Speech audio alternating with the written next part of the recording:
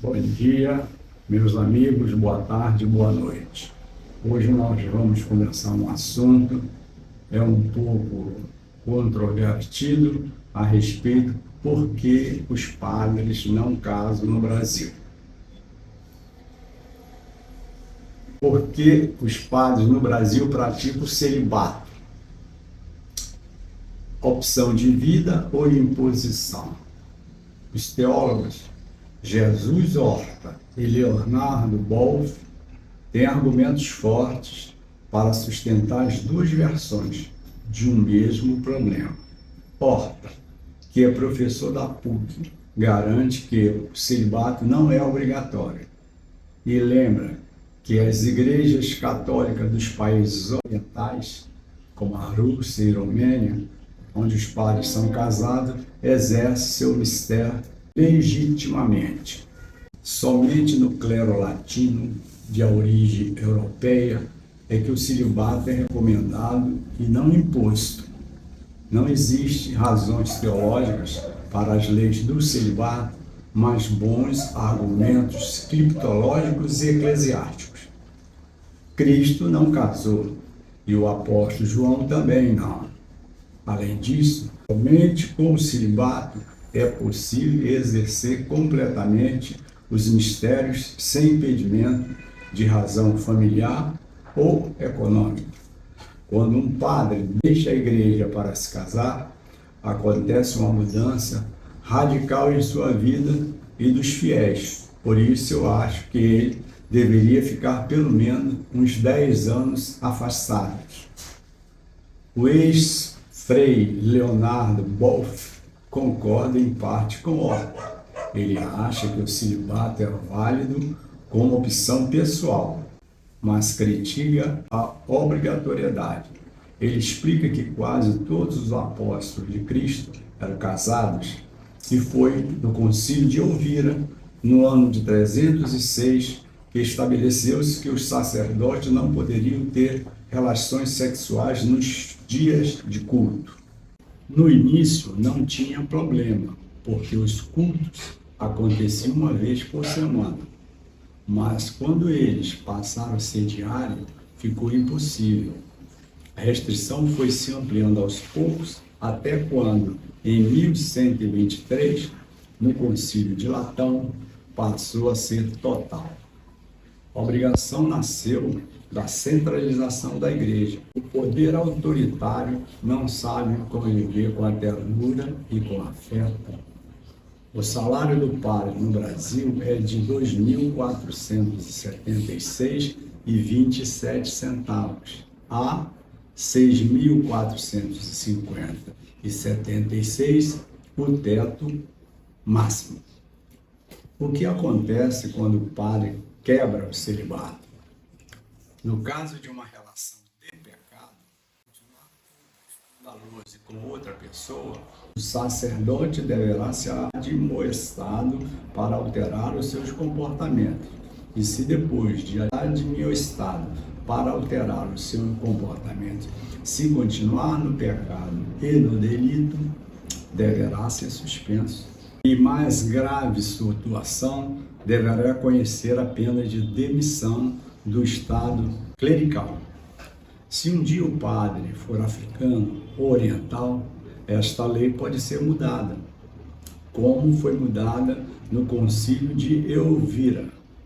Foi produzido um conjunto de 81 cânones, regulando vários aspectos da vida cristã, como o celibato clerical, o casamento, a idolatria, as heresias e o batismo, e a excomunhão relacionada com os judeus. Deu-se no início do século IV em Heriberes, uma antiga cidade hispânica romana. Foi o primeiro concílio celebrado na Espanha e foi atingido por 19 bispos de toda a Península Ibérica. O prelado mais notável a assistir ao concílio foi Ósio de Córdoba, que viveu 275 a 359, uma das mais importantes figuras do cristianismo da época. Ósio de Cordóvia foi quem presidiu o primeiro concílio de Nicéia em Constantinopla, hoje Istambul, no ano de 325.000. Ósio de Cordóvia foi o mais proeminente defensor do que se transformou o cristianismo durante a controvérsia ariana, que dividia a igreja antiga durante o século IV. Após a lactância, a aceitação perene, era o mais próximo conselheiro de Constantino e que guiou muito dos seus discursos públicos, como oração aos santos endereçada aos bispos. A controvérsia ariana pregava que Jesus era inferior ao Pai e não era Deus, tomando a palavra Eusébio de Nicomédia para dizer que Jesus Cristo nada era mais do que uma criatura, ainda que excelsa e eminente, não era de natureza divina. O Concílio de Nicéia manteve-se reunido por pelo menos um mês após a expulsão dos que foram condenados no concílio, como Atanásio do partido ariano. A partir do Concílio de Nicéia 325, do ano 325, o cristianismo começou a se organizar tanto na questão dogmática como na questão hierárquica e eclesiástica. Ao fim, alguns historiadores creem que alguns dos cânones não são originais do concílio, mas que foram adicionados mais tarde. Livro Quando Jesus Tornou-se Deus, de Ricardo E. Rubinstein, 2001.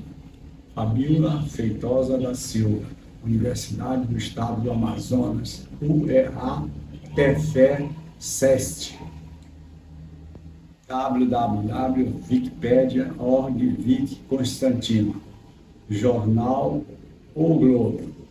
Cildo Costa de Oliveira é comissário de polícia veterano master, mestre instalado grau 33, da loja Romã 2373, Grande Loja, Rio de Janeiro. E mestre honorário da loja Integridade e Desenvolvimento 1824, Grande Oriente do Brasil, Rio de Janeiro. Se vocês gostaram do conteúdo, curta, comente, compartilhe, toque o sininho e se inscreva no canal do Dom Cildo, pois estou precisando viajar para conhecer lugares sagrados em que Jesus passou, para conhecer, trazer-vos poesia, histórias, hinos, sermões e cartas para conhecimento dos meus seguidores. Um abraço, felicidade e até a próxima.